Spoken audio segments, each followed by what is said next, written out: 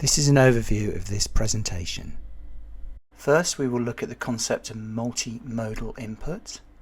I will explain what this is, why it's needed, and then provide you with some examples. Second, we will look at the idea of a three-course meal approach to an EMI lesson, whether that's a lecture, a seminar, or a practical session. I will talk about the underlying guiding principles for using this three-course meal approach.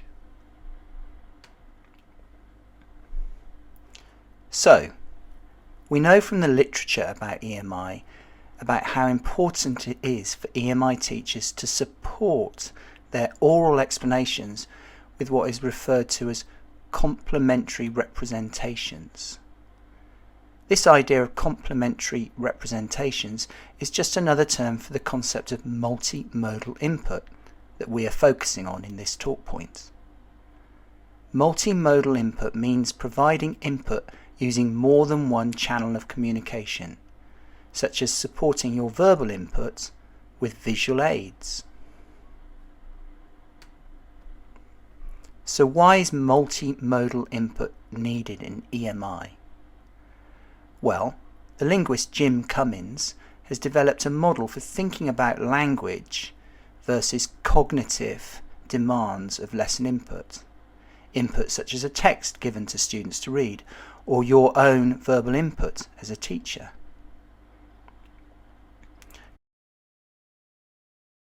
Cummins' quadrants distinguishes between input that is either linguistically undemanding for the students on one side, quadrants A and B, or that which is more demanding on the other side, quadrants C and D. In addition, each quadrant refers to the cognitive demands of the input based on the degree to which language and subject content is contextualized. One way to contextualize input is to provide a visual aid. The more contextualization that is given, then the more concrete and cognitively undemanding the input becomes. Conversely, the less context, and therefore the more abstract the input is, creates higher cognitive demands. So here we can see some examples. In the first quadrant, the language of the input is very concrete, and there's lots of contextual clues, such as a visual aid to guide understanding, in this case a picture of a dog. The input is not academically challenging. In the next quadrant below this, the language is still undemanding, but there's fewer contextual clues, placing more cognitive demands on the student. In the third quadrant, the language of the input becomes more challenging, in this case a radio commentary. However, contextual support, for example, the detailed description provided by the commentator, helps to reduce the cognitive demands on the learner. In the final quadrant, the language of the input is academic, and there is little contextual support, making this quadrant the most challenging in terms of cognition and language. So, using this model can help EMI teachers to think about the language and cognitive demands of a lesson, and if they need to provide support for students to help the students deal with these demands. One way then to reduce linguistic demand and to help students with their cognitive understanding is through the use of graphic organisers. Graphic or visual organisers are visual aids that help students to understand or organise content graphically. This content could be subject content or language that is being learnt. An example of a graphic organiser is a concept map. There are many other types of graphic organiser that help to organise information in different ways. Other forms of visual aid include the use of diagrams, such as a diagram to show a process, as well as charts, in this case an organisational chart.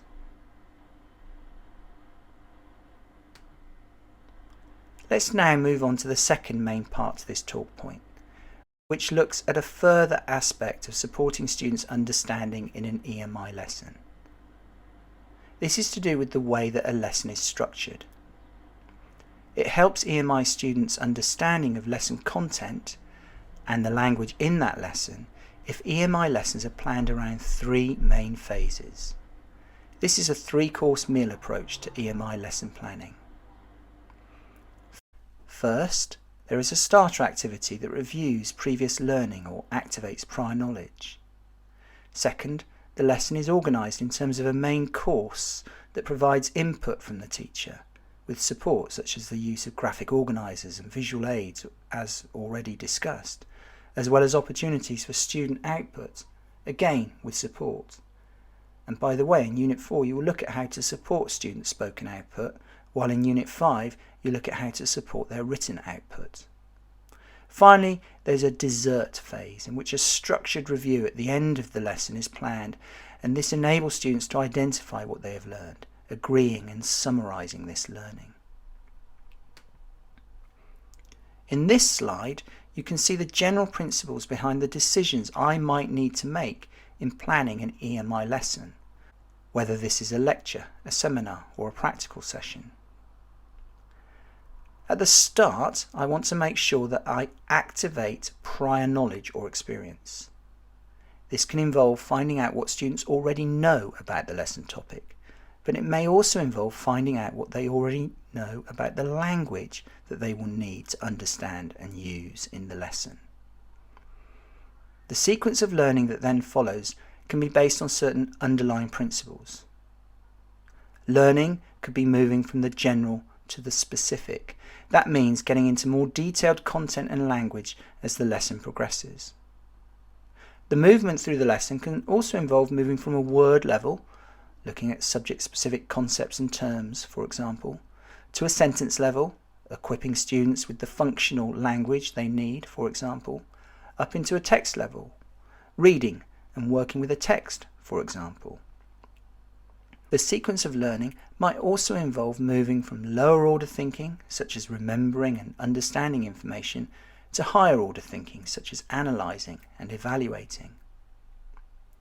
The different activities for students that will be included in the lesson are also like steps, and each step requires support or scaffolding according to the demands of the activity and the individual needs of students.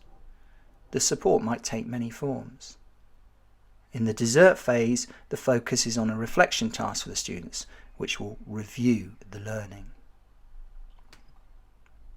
So let's finish then by recapping on some general considerations regarding planning EMI lessons. First of all, let's think about this from the perspective of subject content. Here are 4 key pointers that will help you to think about planning for subject content. First, try to find authentic resources. Newspaper and magazine articles or electronic texts such as blogs or websites will be more motivating for the students. And don't just use texts. Get students listening or watching to podcasts, films, etc. Second, use multimodal input to support students' understanding. Our third point, get the learners involved. They may very well know quite a lot already about the subject, so find out what they know. And finally, use the guiding principles for sequencing content.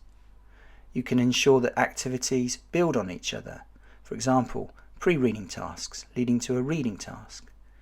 Sequence your lesson input and activities moving from the general to the specific, or from word level to sentence level to text level, or from lower order thinking skills to higher order thinking skills.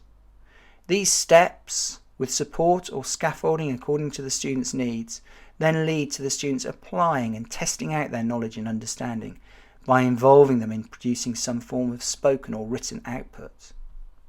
On this slide then are some pointers regarding planning for language in an EMI lesson. Clearly, one of the biggest challenges for EMI teachers and learners is the language. Teachers can help with this by investigating the type of language that's needed for a particular piece of subject content. The more a teacher can plan what vocabulary and functional language they're going to use in a lesson, the easier it will be for then supporting the students with the language they need to understand and use for that lesson.